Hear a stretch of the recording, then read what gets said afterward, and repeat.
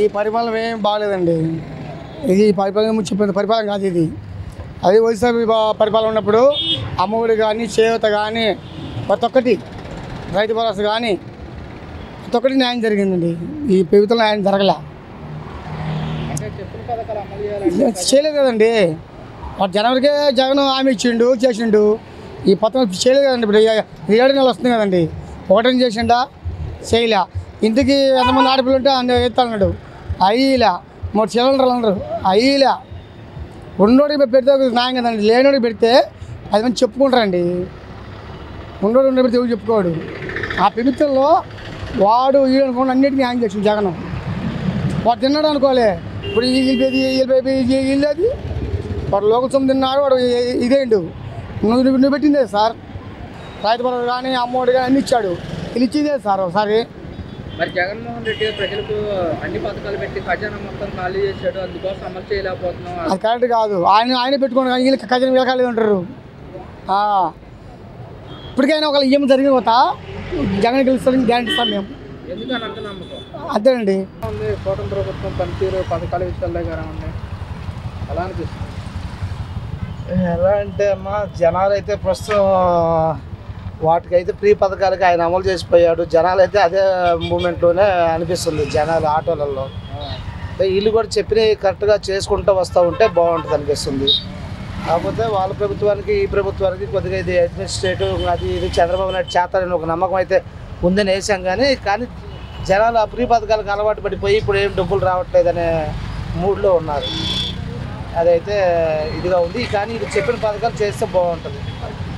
అది అప్పటికిప్పటికైతే రోడ్లు అవి ఇవి కొంచెం పల్లెటూర్లలో కొంచెం మేము పండుగల కాటికి వెళ్ళొచ్చాం కాబట్టి మెరిట్ అయింది.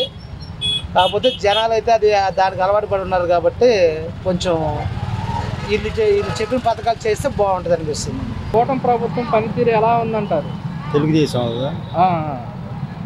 అదేముంది, పేదలకు అందాల్సినవి మాత్రం అందటం లేదు. ఇస్తున్నామని ఫోన్లో పెడుతున్నారు, అన్నీ పెడుతున్నారు. కానీ ఒక్కటి కూడా పేదలకి చేరలేదు ఇంతవరకు. ఆ పండగలకి ఏమో పిండి వస్తువులు ఇస్తున్నాము లేని వాళ్ళందరికీ అని చెప్పేసి అన్నారు. ఒక్కటి కూడా అందలేదు ఇంతవరకు. మరి అది ఏమీ లేదు ఇంతవరకు. వాళ్ళ అందాల్సిన మాత్రం ఏమి అందలా. చెప్తున్నారు మేము ఇస్తున్నాం అని చెప్తున్నారు. కానీ ఇంతవరకు ఏమి అందలేదు వాళ్ళు.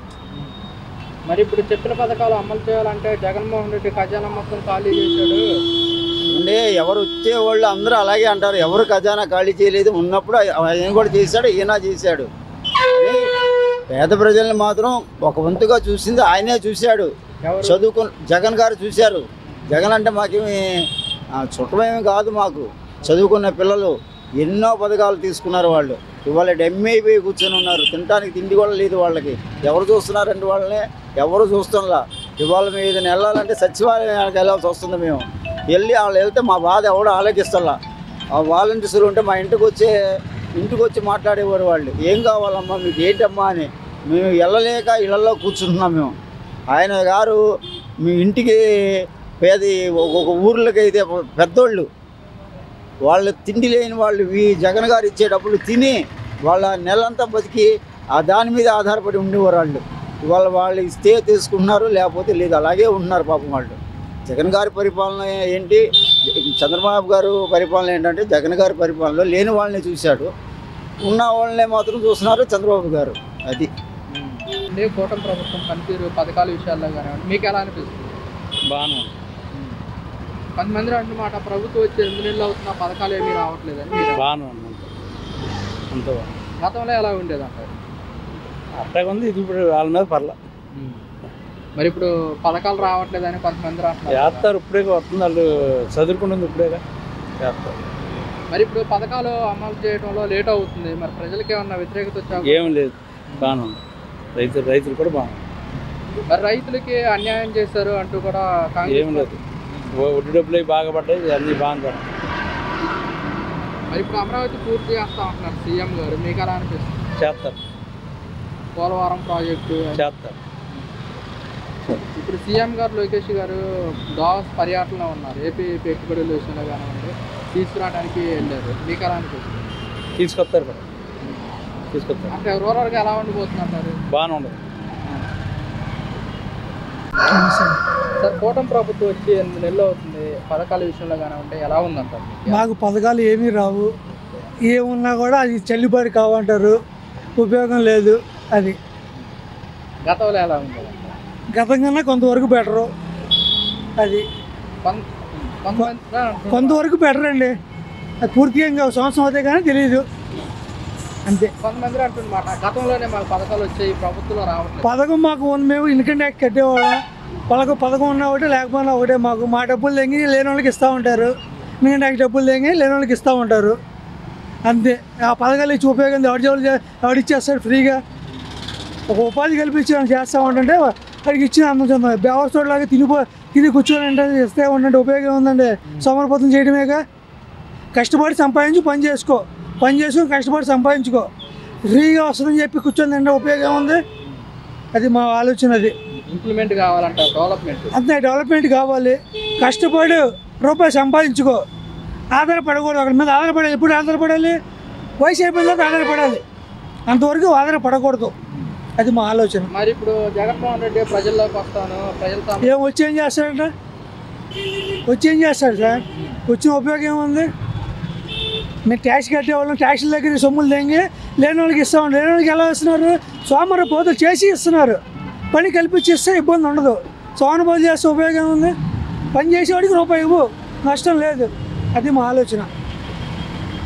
నమస్తే సార్. సార్ కూటమి ప్రభుత్వం వచ్చింది, ఎలా అనిపిస్తుంది పథకాల విషయంలో కానివ్వండి? సూపర్గా ఉంది సార్ కూటమి ప్రభుత్వం. పథకాలన్నీ అందరికీ అందుతున్నాయి. చాలా బాగుంది సార్ కూటమి ప్రభుత్వం. ఇంకా 10 ఏళ్ల కాలం పాటు కూటమి ప్రభుత్వం ఉంటే మన రాష్ట్రం ఎంతో డెవలప్ అవుద్ది. చాలా సంతోషంగా ఉంది. ఇప్పుడు చంద్రబాబు నాయుడు మన పెట్టుబడులు తీసుకురావడానికి వెళ్ళాడు, అవన్నీ జయప్రదం అవుతాయి. పవన్ కళ్యాణ్ ఇంకా సూపర్గా చేస్తున్నాడు. ఈ ముగ్గురు కూటమిలో ప్రభుత్వం ఆంధ్రప్రదేశ్ మాత్రం అభివృద్ధి చెందడం గ్యారంటీ సార్. ఇదే 2047 మాత్రంకి మన ఆంధ్రప్రదేశ్ ప్రపంచ స్థాయిలో గుర్తింపు వస్తుందని ఆశిస్తున్నాను సార్. మరి ఇప్పుడు కొంతమంది అంటున్నమాట ప్రభుత్వం వచ్చినా కానీ పథకాలు ఏమీ రావట్లేదు, గతంలోనే వచ్చింది. అది అంటే మామూలుగా కొంచెం ఇదేదో అమ్మఒడి ఇలాంటివి ఆగుండే సార్. అవి నెక్స్ట్ ప్లాన్ చేస్తున్నారు. ఇప్పుడు రోడ్లు అవన్నీ వేశారు కదా, ఒక్కొక్కటి ప్లాన్ చేసుకుంటా నిధులు సమకూర్చుకుంటా వస్తున్నారు. అది మనం అర్థం చేసుకోవాలి కదా సార్. ప్రజలు అది అర్థం చేసుకొని చేయాలి. అది సార్ కావాలి. లేకుంటే పిల్లల భవిష్యత్తు లేదు, పిల్లలకి భవిష్యత్తు లేదు. మరి ఇప్పుడు జనరేషన్కే లేదు, ఫ్యూచర్ జనరేషన్ కూడా ఉండాలంటే డెవలప్మెంట్ అనేది రావాలి. మరి ఇప్పుడు సీఎం గారు లోకేష్ గారు దావాస్ పర్యటనలో ఉన్నారు సార్. ఏపీకి పెట్టుబడి లక్ష్యంగా వెళ్ళారు. ఎలా ఉండబోతుంది అంటారేంటి? మనం రావాలని ఆకాంక్షించాలండి. వస్తే బాగుంటుంది. ఎందుకంటే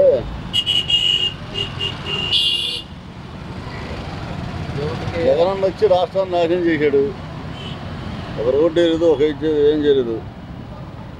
డెవలప్మెంట్ అనేది లేకుండా చేశాడు. అంతకుముందు ఉమ్మడిగా ఉన్నటువంటి ఆంధ్రప్రదేశ్ విడదీసి అప్పుడు నాశనం చేశారు రాష్ట్రాన్ని. తర్వాత ఏమో నెక్స్ట్ వెంటనే జగన్ వచ్చి పాత్రలను దుక్కేశాడు రాష్ట్రాన్ని.